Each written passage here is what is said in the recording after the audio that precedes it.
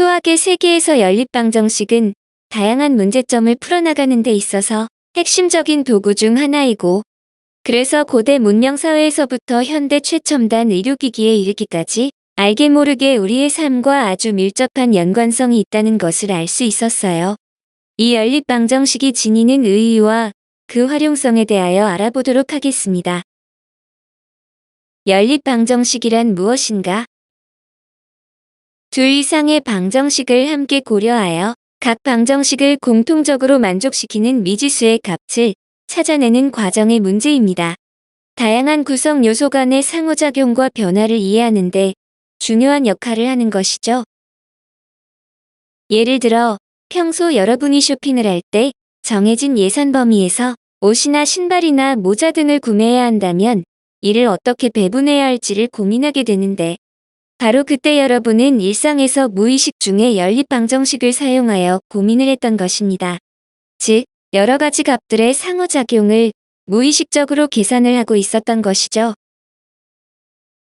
그래서 연립방정식은 일상생활뿐만 아니라 과학, 공학, 경제학 등 다양한 분야에서 필수적인 역할을 하고 있습니다. 기업의 생산 과정에 대한 최적화, 의료 분야의 진단과 치료 방법의 개발, 경제 부분에서 수요와 공급의 예측, 도시공학에서 도로, 교통량의 예측과 설계 등에서 많이 활용되고 있습니다. 누가 연립방정식을 배워야 하나?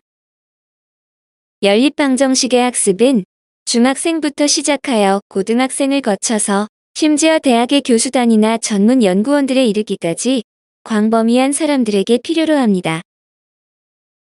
예를 들어 중고등학생에게는 교육과정의 일부로 중등교과에서는 연립 1차 방정식을, 고등교과에서는 연립 2차 방정식을 배우게 되고, 대학생에게는 이공계의 기초학문으로 복잡한 연립방정식을 간단한 행렬식으로 변환하여 풀게 되며, 그리고 연구원들에게는 복잡한 시뮬레이션을 만들거나 데이터를 분석할 때 중요한 역할을 수행합니다. 그래서 연립방정식은 계산과학은 물론 엔지니어링, 경제학 등 다양한 분야에서 응용됩니다.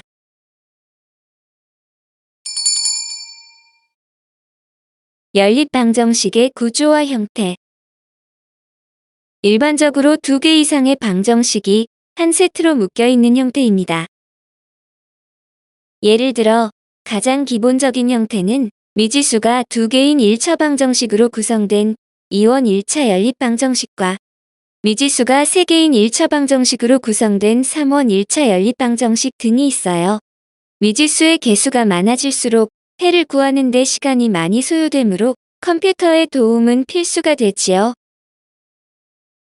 그래서 연립방정식을 풀기 위해서는 먼저 각 방정식을 잘 이해하고 그 구조를 분석하는 것이 중요합니다.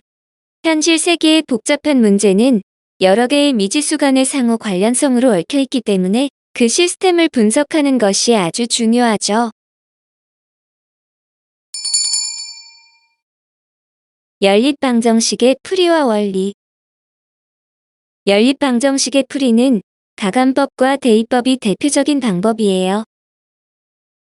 가감법은 두 방정식을 더하거나 빼서 미지수 중 하나를 제거하는 방식으로 문제를 단순화하여 푸는 것이고, 더하거나 뺀다는 의미를 한자로 나타내면 가감이 됩니다.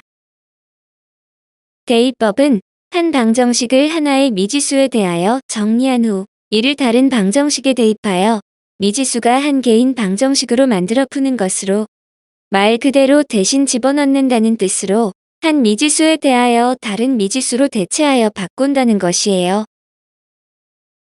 그래서 연립방정식 해법의 근본 원리는 둘 이상의 미지수가 있을 때 가감법이나 대입법을 사용하여 미지수를 하나씩 줄여나가서 결국엔 하나의 미지수로 표현된 방정식으로 유도하는 과정입니다.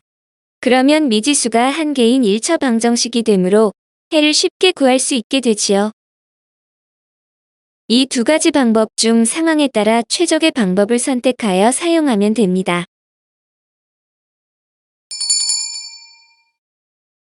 연립방정식의 중요성과 활용 사례.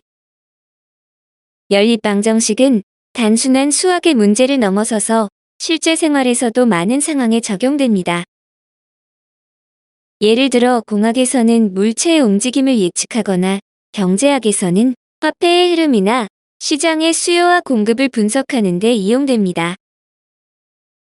통계에 따르면 특히 공학 분야에서 일하는 연구원들은 거의 매일 연립방정식과 같은 수학적 도구를 필수적으로 사용한다고 해요.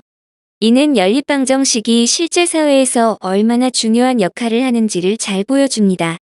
연립방정식이 없다면 현대 사회의 다양한 문제를 효과적으로 해결하는 것이 훨씬 어려워질 것입니다.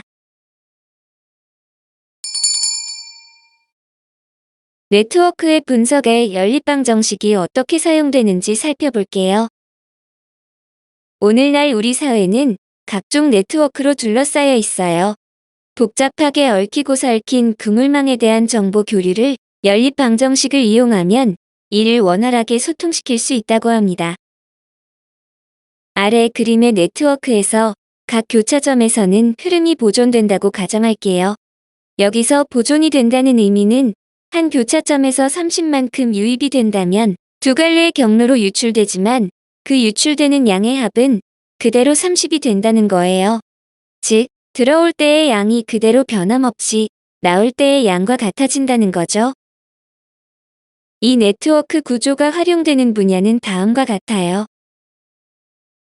전기의 흐름에서는 전기전자 분야의 회로도, 물이나 기름 등의 유체의 흐름에서는 도시개발의 상하수도 시설이나 기름의 송유관, 교통량의 흐름에서는 도시공학적 교통시스템의 설계, 화폐의 통화량의 흐름에서는 국제화폐시장에서의 거래량, 이처럼 다양한 유동적인 분야에서 네트워크 분석이 적용되고 있습니다. 오른쪽에 있는 네트워크에 대하여 계획된 유입량과 유출량이 결정되어 있을 때 각 경로에서의 유동량과 흐름의 방향을 어떻게 최적화시켜 흐름을 원활하게 할지를 연립방정식과 연관시켜 설명해 볼게요. 다음 네트워크에서 보라색으로 된 경로의 유량을 각각 A, B, C라고 할게요. 흐름의 방향은 임의로 정해도 상관이 없어요. 왜냐하면 A, B, C의 값이 양수이면 처음 표시된 방향으로 흘러갈 것이고 음수이면 처음과 반대 방향으로 흘러간다고 할 수 있으니까요.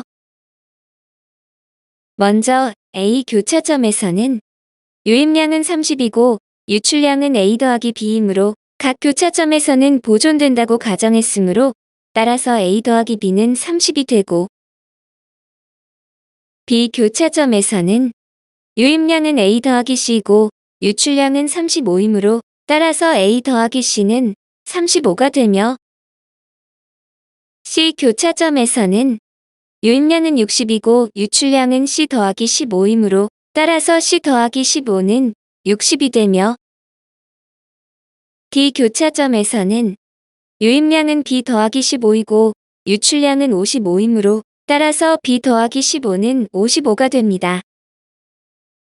이 연립방정식을 풀면 따라서 A는 마이너스 10이고 B는 40이며 C는 45가 되는데 이때 A의 값은 음수이므로 처음 방향과 반대의 방향으로 10만큼 유동량이 발생하게 됩니다. 방금 구한 세 경로의 값과 방향을 네트워크에 적용시키면 다음과 같아요. 따라서 이와 같은 네트워크 분석에 연립방정식이 적용되어 흐름과 양의 최적화에 유용하게 이용되고 있어요. 이러한 유동량의 예측을 통하여 각종 전자회로 설계나 상하수도 시설의 배관 및 기름 송유관의 설계, 도시공학에서의 통행량에 따른 도로 설계 등에 아주 유용하게 활용되고 있습니다.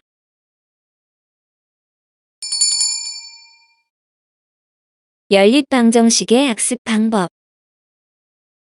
실제 연립방정식을 배우면서 일부 학습자들은 이론의 이해 과정보다 실제 적용 과정에 어려움을 겪곤 합니다.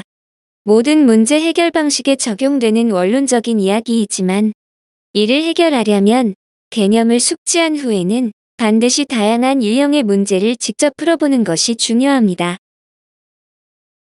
먼저 기본적인 예제를 풀어보고 점차 난이도를 높이면서 실제 생활 속 시나리오를 기반으로 한 문제 유형을 다뤄보는 방식이 효과적입니다.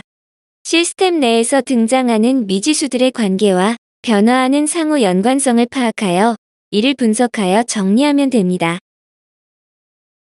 이러한 연습을 통해 익힌 방법을 다양한 상황에 맞게 변형해 간다면 적용할 수 있는 능력을 키울 수 있습니다.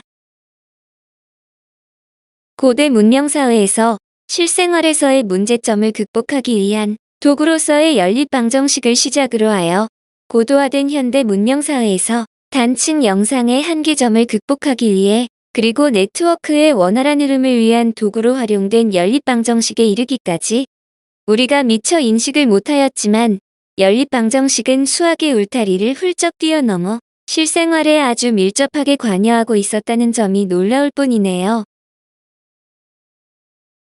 예술역사가인 유웅준 님의 책 나의 문화유산 답사기에서 일반인들이 잘 알지 못하는 소중한 우리 문화재를 소개하면서 아는 만큼 보인다 라는 표현을 하셨어요. 연립방정식도 수학이라는 울타리를 벗어나 우리의 눈에 보이지 않았지만 우리 주변에 늘 함께 있어 왔네요. 그래서 연립방정식도 아는 만큼 보인다 라고 할 수 있지 않을까요? 지금까지 연립방정식에 대한 프리스터디 강의를 하였고 다음 시간에는 연립방정식의 개념 강의를 하도록 하겠습니다.